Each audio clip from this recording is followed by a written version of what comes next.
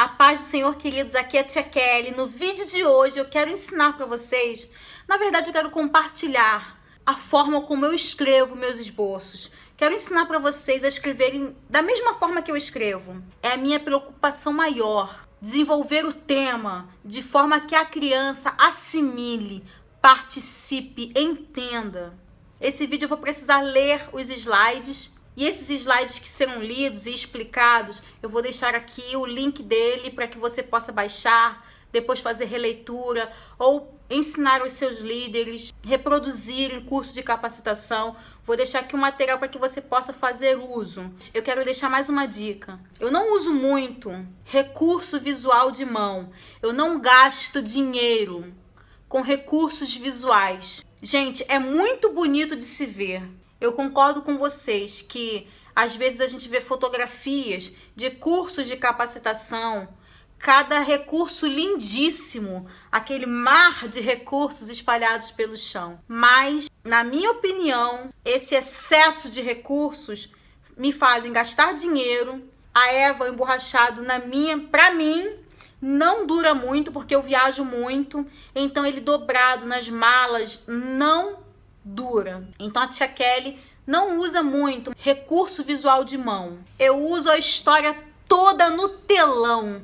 Eu procuro narrar, contar a história com imagens e visuais no telão, porque toda a igreja ouve, participa e assiste o que está se passando no telão. Tia Kelly, se não tiver telão, aí eu uso recurso de mão. Mas hoje em dia, dificilmente a igreja não tem telão. Quase todas elas têm. Então, eu também quero deixar essa dica para você. Se você não tem dinheiro para comprar recurso visual, não se desespere. Use imagens no telão. Essa é a minha melhor dica. Então, agora nós vamos passar para os slides, vamos fazer a leitura de como nós podemos desenvolver um bom esboço de pregação, tá? É um mini curso, um cursinho de 5 minutos. Agora eu quero pedir para vocês que estão aqui nesse mini curso, eu vou pedir para que vocês deixem temas difíceis de desenvolver. E coloque aqui nos comentários o módulo 2 desse treinamento de como desenvolver a pregação para criança. Eu vou escolher um tema e vou desenvolver junto com vocês. Eu vou mostrar para vocês como o raciocínio funciona seguindo esses passos. Eu vou pegar o tema de vocês, vou seguir os passos que eu vou deixar aqui e vou desenvolver o esboço. E no final eu vou gravar a pregação como se estivesse acontecendo no dia. Se vocês gostarem do vídeo, a gente grava uma segunda pregação. Amém? Então tá, vamos passar para os slides. Eu espero que vocês aprendam, espero que vocês sejam abençoados e que amanhã ou depois vocês me encontrem e digam assim: Tia Kelly, como foi abençoada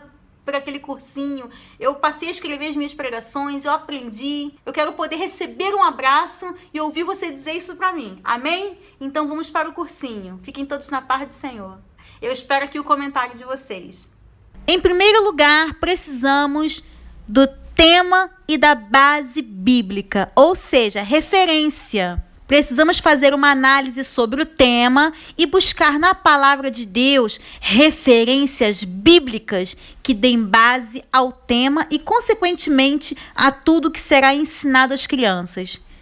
Queridos, eu sempre analiso o tema, o contexto em que ele está inserido, busco na Bíblia as bases, as referências, para que nós possamos casar tema, referência, história bíblica, de forma que o nosso esboço esteja bem amarradinho e sempre pautado na palavra de Deus. 2. Faça a leitura profunda e conheça todo o contexto bíblico que envolve a proposta do seu tema. Ou seja, queridos, eu leio todo o capítulo que envolve o versículo-chave do tema. Se for necessário, eu leio o capítulo anterior e leio o posterior também. Tudo isso para que possamos entender toda a história, todo o contexto, para que possamos dar um início, o ápice que é o meio e cheguemos à conclusão, sempre mostrando que Deus é Deus, porque na Bíblia todas as histórias se concluem assim: Deus é Deus. Terceiro, vamos para a pesquisa de campo. Eu sempre faço essa pesquisa, não se enganem. Então, é nessa etapa que o Google também está liberado. Depois que você leu a Bíblia e já conhece todo o contexto, já tem a sua própria opinião sobre o tema, sobre o que você pretende dizer às crianças, ensinar. Aí sim, está liberada a pesquisa na internet. Procure não copiar ninguém, apenas leia, porque você vai ter uma noção de outros pontos de vista sobre o mesmo tema que você está esboçando. Tire as suas dúvidas sobre o significado de palavras difíceis, até para que a gente possa usar uma linguagem mais simples para ensinar as crianças. Dentro dessa pesquisa de campo, uma outra coisa que eu faço também é conversar com as minhas crianças, conversar sobre o tema com a minha família, até para poder levantar pequenas discussões, para ouvir a opinião deles, que são a minha família, converso com meu esposo, vejo o que ele pensa. O 4 é muito importante. Procure estudar o tema sempre fazendo uma analogia com a realidade de vida em que as suas crianças estão inseridas. Bom, gente, o que é isso? Vamos comparar tudo que nós estamos lendo com o que elas vivem na realidade. Eu sempre faço essas comparações. Por exemplo, se eu vou ministrar sobre o maior pintor do mundo, está pintando a sua história, eu procuro pegar exemplos de crianças que sofrem, crianças que estão inseridas em lares de famílias, de pai e mãe que não conhecem a Jesus, mas que Jesus pode mudar, mas que Deus pode mudar essa realidade, pode mudar a história da sua família, da sua casa. Então, sempre buscando fazer uma comparação da vida real para que elas possam entender que o Deus da Bíblia é o Deus de ontem, hoje, sempre, na vida delas. Estarei lendo o tópico 4. Analogia com a realidade das crianças é muito importante. Faça comparações com o que você leu na Bíblia e situações do dia a dia que as crianças passam, que as crianças vivem, pois a Bíblia é viva e atual.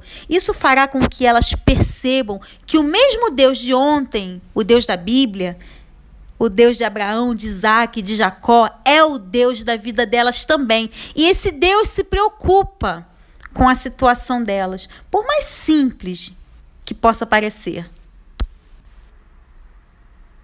5. Escreva como se estivesse contando uma história, ou seja, narre uma história para que as crianças possam entender. Eu sempre começo da seguinte forma: aconteceu há muito tempo atrás. Eu sempre procuro abrir a Bíblia e desse livro cheio de histórias, tirar mais uma lindíssima história que vai trazer muitas revelações às crianças. Então, narre a história. Inicie sempre como se estivesse narrando uma história, para que logo de início elas fiquem bem atentas a tudo o que será dito. 6º item. A 6ª observação é que os visuais são muito importantes para reforçar o aprendizado. Eu diria que eles são indispensáveis. Use visuais que falem a mesma coisa que você está lendo. Aquilo que você estiver contando, os visuais têm que contar a mesma coisa. Então, eles vão visualizar através dos visuais aquilo que você está dizendo, que você está ensinando, o que você está contando. Ou seja, você fala e elas veem a sua fala no visual. Bom, como vocês já viram anteriormente, como eu já disse, eu uso as imagens no telão. Eram apenas 6, mas eu acabei incluindo mais um. Então, esse 7 vai ser o nosso encerramento, nosso fechamento.